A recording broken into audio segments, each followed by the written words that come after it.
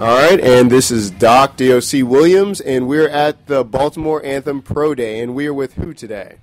Christen Wagner, member of the 12 Believers Lions, and I'm the team captain for the Baltimore Anthem. Okay, excellent. So how's everything going today at this Proday?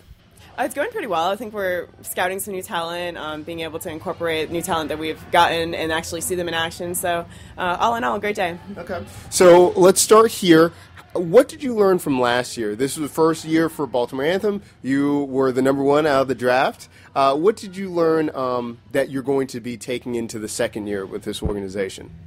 I definitely learned a lot about myself in particular, the sport in general as well. I think that going into it, I had an idea, CrossFit background. Obviously, sure, it's different, of course it is, and then you actually execute it and you realize, wow, these are two utterly different sports at the core. So for me, it was just transitioning to just getting faster, recovering fast, and being able to have that intensity and being able to keep up with it.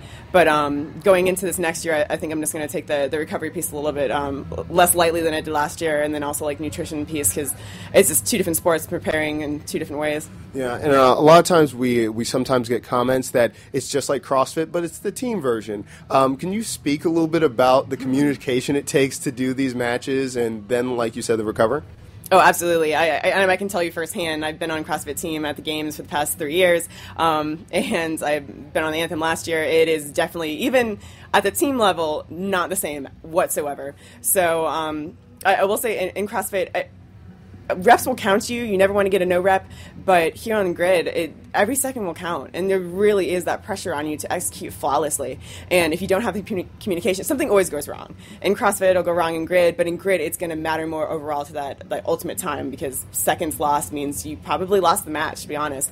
Sometimes it's more about who executed their plan flawlessly, or being able to recover fast. So that communication piece is essential, because at the end of the day, someone can clean up your reps with GRID if you're doing, like, say, the triad, for instance, but if they don't know that they need to be there, or if they're not anticipating that, if you don't know your teammate well enough to see that look in their eye that, hey, I'm going to failure, then that's when you really lose the match. Do you think it's more of the nonverbal, like you said, picking it up, or do you guys have certain signs, like as you're out on the match, just to make sure everyone knows what they're supposed to be doing? I'd say it's a compilation of nearly everything, because you're going to have the coach on the sidelines that's going to see stuff that the athletes don't necessarily, because they're going to have tunnel vision. So it's a lot of the coach yelling, trying to coordinate things. But if a lot of times, too, you can't really necessarily hear it. Crowd's going crazy. You're absolutely giving it your all. So it's a matter of essentially communicating with that person, because usually you have a pair out there working with you.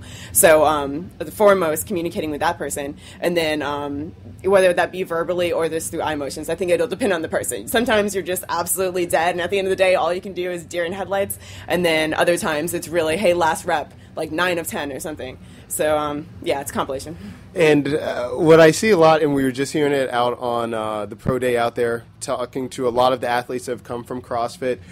Can you speak about, in CrossFit, you just grind it out. But if you do that on the GRID, what happens to the rest of the team? It's like, I can do this. But what happens to the team when that happens? Honestly, some people do it just because they have so much heart, or you just don't have the body awareness. You don't realize that you're doing it, or you just want to be like, stop being stubborn, get off the field. So it really is, I say, learning a lot about yourself, being able to take the cues from the coach, and then if somebody else is feeling good, for instance, like if you have 2 people out there, you're never really sure how that other person feels.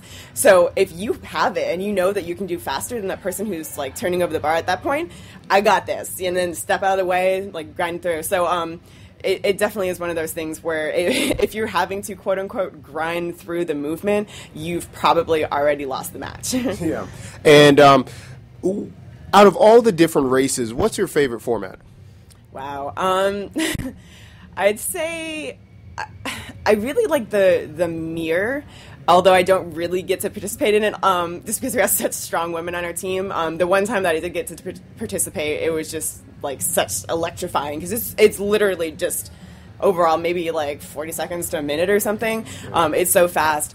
But I'd say the race 11 also was another one that I enjoyed, just because of like the speed of it. You go in, you concentrate on one thing, because that's really not something you get to do with other sports, or I'd say, well, at least with CrossFit, you're really concentrating on a broad amount of things at one time.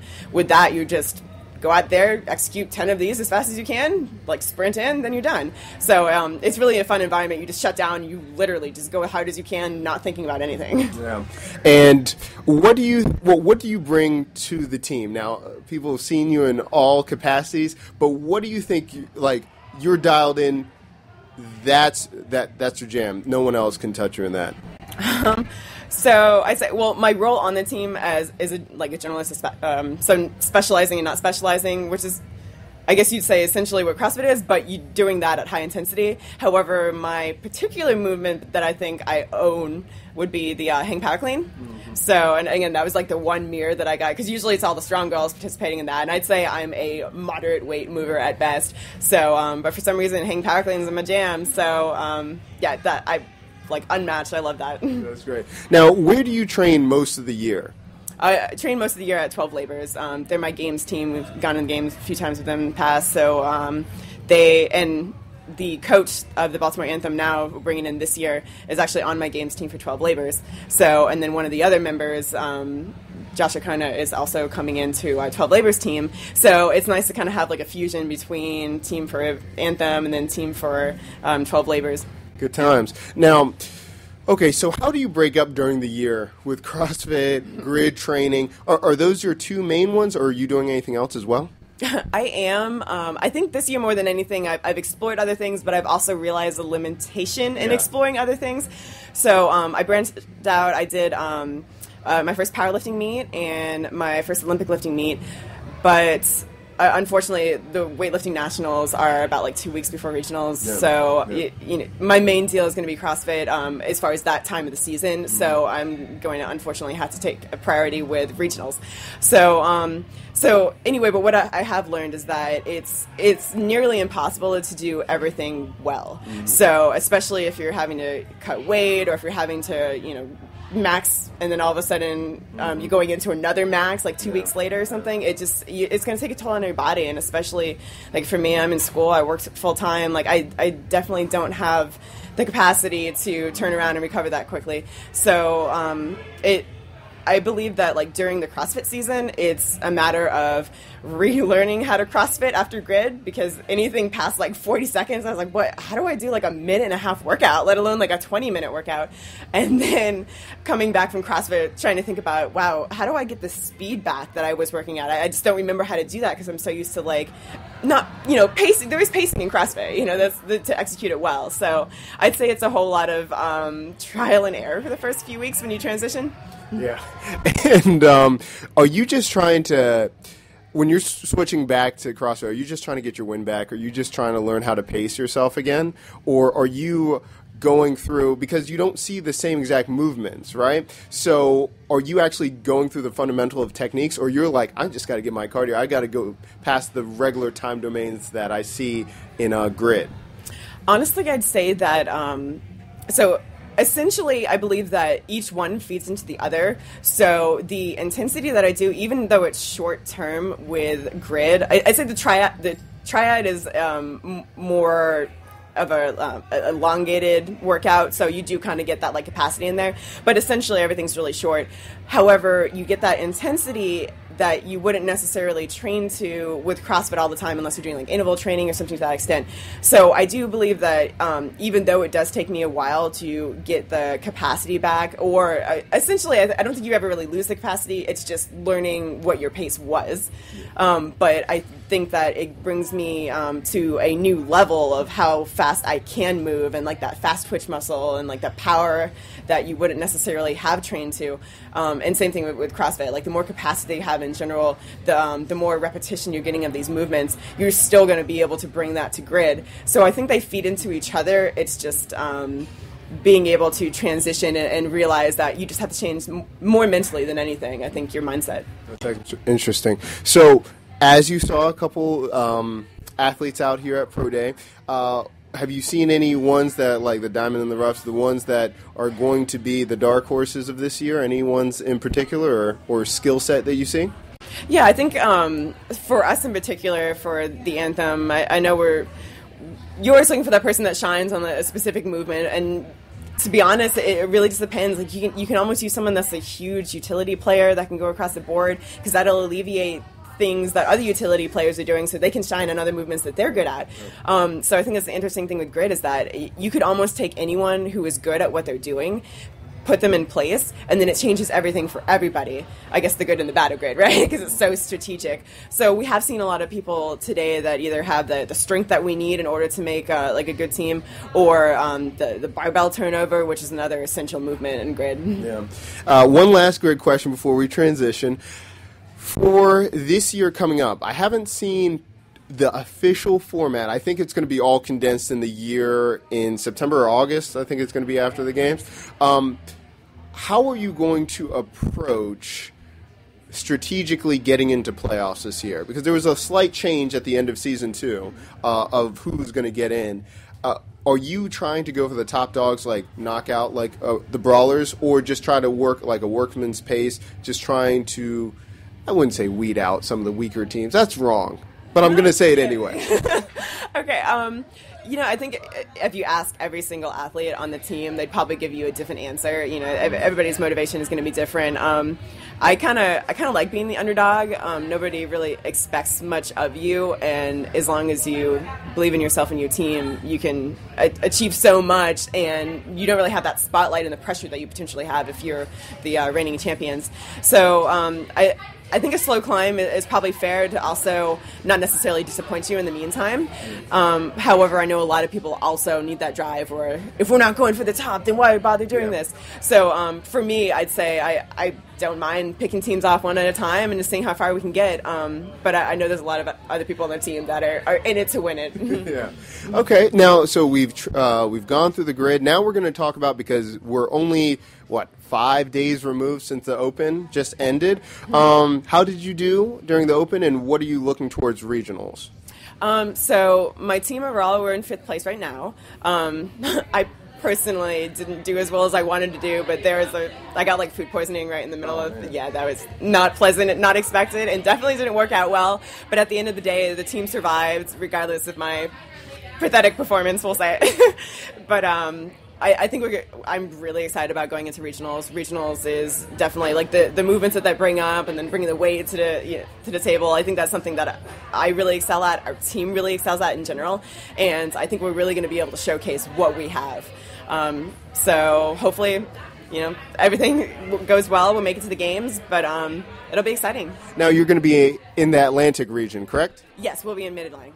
So looking at that. Yeah, I forget. Yeah, the super new ones. So when looking at that, the top dogs in that region, well, you guys have been doing some great things for a couple of years. Where do you see yourself getting to at the games? Are you going to podium? Where do you see yourself this year? That's our goal, as a podium. We got so close last year. We took 6th. Just a little changes here and there, I think, really could have made the difference overall. I mean, obviously for every team, that everybody's saying that, but for us, we brought some new people on board, and I think we're even stronger. Not just physically, but like mentally, capacity-wise, all across the board, we're a stronger team. And I think just like having a lot of that time too with the old players that have been on the team for a while, you're more in sync. You know them better. You know exactly what the limitations are going to be and where you need to be in order to compensate for that, and vice versa. So I really believe that we have the potential. It'll just depend a lot on what gets thrown at us, and then obviously how the other teams. You see a lot of super teams that are out there, but sometimes the super teams fall short. So it'll be interesting to see who's out there and how they perform. Now, could you talk about the lineup for your regional team? Can you say it? Can you announce who's on your team, or are you still rotating? Okay. Yeah. So for our regional team, we have Maddie Mansberger, which is she was at regionals individual athlete last year. We have Teresa Luz, who's on our games team last year. She's also been regional athlete in Mid-Atlantic, I want to say like 3 times before. And we have Luke Espy, who is now the coach, or I guess assistant coach of the Baltimore Anthem, and he has been on our games team for the past 2 years as well for 12 Labors. We also have Josh Arcona, who is the other team captain for the Baltimore Anthem, is on our team. And myself, who am I missing? Kevin Greer, who was on our team last year at the games as well. So absolute studs. You go in there, it's humbling, really, because you go in there as an accomplished athlete yourself, and there's nothing like getting your butt kicked consistently every day. So it's a nice atmosphere. It's very, very competitive, almost like inter-team, but in a good way, especially like boys versus girls is our favorite like time of the day, where you kind of compete against each other, try to drive that intensity up as much as you can. So it's a fun group. Good times. And how often do you guys train together? Do you doing multiple sessions per day, just 3 times a week, something like that? What works for you guys? So essentially, we do most of our team training on the weekend, just because we have half the people are full-time trainers, the other half, like we have a nurse anesthesiologist, I'm in school full-time, and then we have other people that are working in the military at the academy. So essentially, on the weekdays, it is impossible to get us all in one spot at the same time, but on the weekends is when we already have set times for Friday, Saturday, Sunday, in order to make sure that we get together and we have that intensity of training, because that means more than anything, honestly. Yeah, excellent. So we've got those both things coming up. Now, what weekend are you guys going to be at? Are you the third weekend? What is Atlantic? Second weekend? Man. Okay, so with everything condensed, are you going to be looking towards the first weekend to give cues to your performances, what you're going to do? Well, what's your strategy being the second weekend? Oh, absolutely. We have our coach and then our general manager, he sits down with all of the data. He's a numbers guy, absolutely hilarious, but in my perspective, because I hate looking at the numbers, but he'll come out with a graph saying, this is where you need to be on this workout, this is essentially what the curve of, where you need to land in order to do well. But it definitely helps, I'd say, and then also being in the last heat, things like that matter. You like to say it doesn't, you're going to give it your all, but essentially I think the strategy of it will favor us not having to be in that first week. Yeah. So I think we were last year, right? I think so. Well, that's excellent, and I think this is going to be a very good year to see how can I put it? It's taking a lot to get to regionals, especially this year. If you looked at the leaderboard, everything like that, and going to the games, I have you guys. Team Dynamics, which I think a lot of people are sleeping on. I'm not sure if the game site, maybe because they're brawlers, basically. It's brawlers. But I think they're going to do very well, and I don't think that Mayhem's going to repeat. I don't think they're going to do it. I think it's between you two guys. So that's just, we'll see what happens in a couple months. But thank you very much for the time. Before we go, do you have any shout-outs, any of your sponsors, anything like that? Or, you know what, before that, where can the people find you? That's a good thing. Where can they find you on social media and everything like that? Okay, I'm on Instagram at Christen_Wags. So that's CHRISTEN_WAGS. So I do most of my things on Instagram. I have Facebook, and I also have Snapchat, so same handle as the Instagram account.